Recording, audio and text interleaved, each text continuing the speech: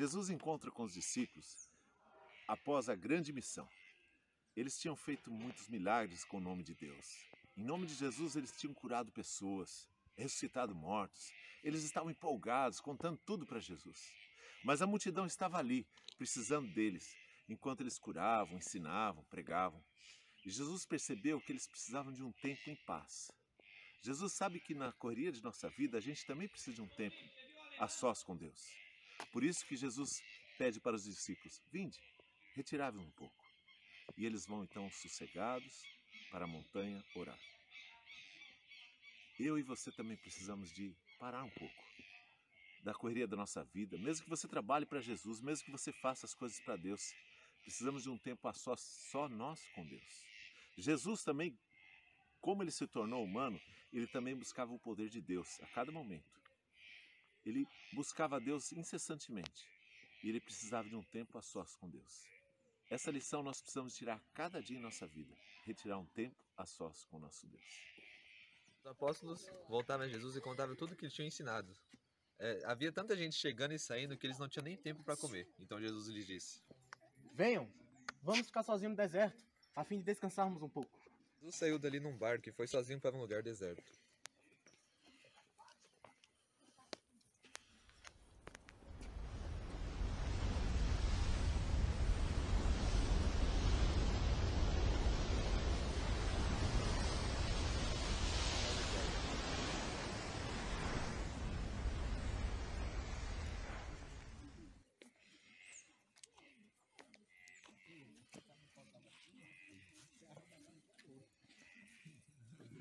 Jesus se retira para orar. Ele tinha recebido a notícia de João Batista tinha sido decapitado. Ele perdeu seu grande amigo e primo, teu grande seguidor. Mas ele sabia que o seu fim era esse também, que ele haveria de ser morto pelos nossos pecados.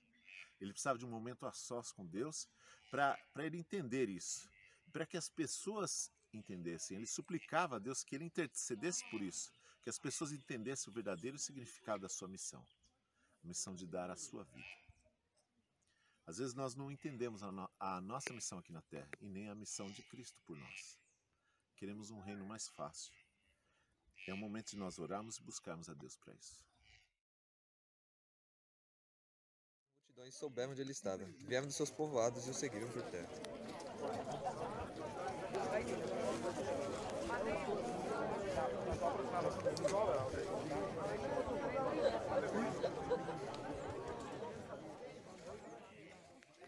Quando Jesus viu aquela grande multidão, ficou com muita pena deles e curou os doentes que ali estavam.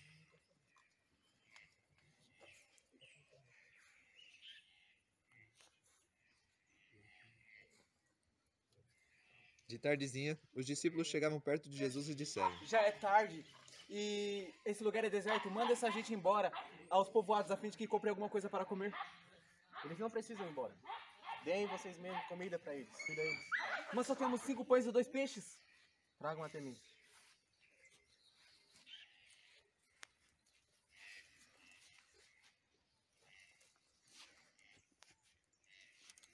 Depois pegou os 5 pães e os 2 peixes, olhou para o céu e deu graças a Deus.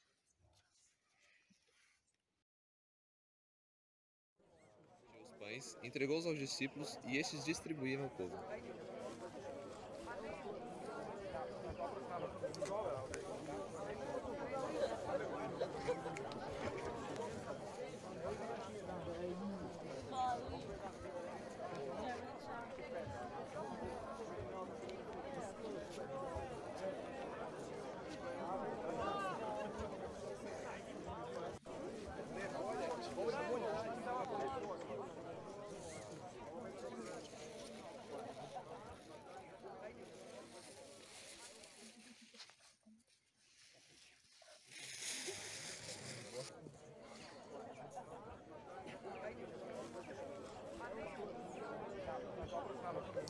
Todos comeram e ficaram satisfeitos, e os discípulos ainda recolheram 12 cestos cheios dos pedaços que sobraram.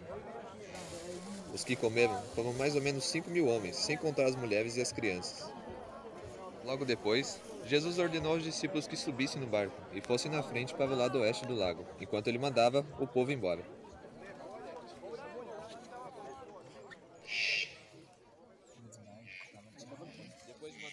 embora, Jesus subiu um monte a fim de orar sozinho.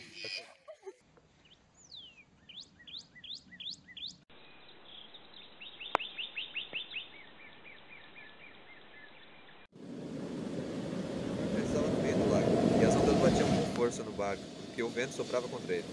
Já de madrugada, entre as 3 e as 6 horas, Jesus foi até lá, andando em cima da água.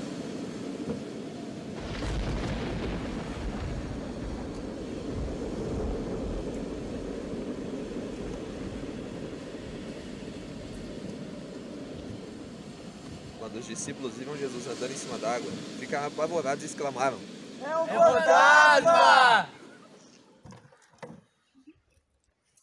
Nesse instante, Jesus disse: Tenham coragem, sou eu, não tenho medo. Se é o Senhor mesmo, mande que eu vá andando em cima das águas, até onde o Senhor está. Venha. Porém, quando sentiu a força do vento, ficou com medo e começou a afundar. Então gritou. Senhor! Senhor! Imediatamente, Jesus estendeu a mão, segurou Pedro e disse: Homem, por que duvidou? Então os dois subiram no barco e o vento se acalmou.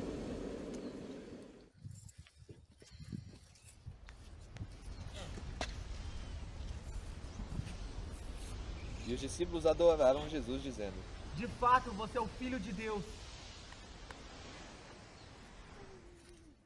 Ao fazer o milagre da multiplicação dos pães, os discípulos ficaram encantados. A multidão ficou maravilhada, pensou assim: esse é o rei de Israel, vamos proclamá-lo rei. E os discípulos falaram assim: essa oportunidade, nós somos amigos do rei, e isso daqui vai terminar em glória. Jesus percebeu isso, e ele retira e pede para os discípulos irem de barco, ir embora para o outro lado do lago. E Jesus se retira a sós para orar. Novamente ele intercede pelo povo, para que o povo entendesse o verdadeiro significado da sua missão.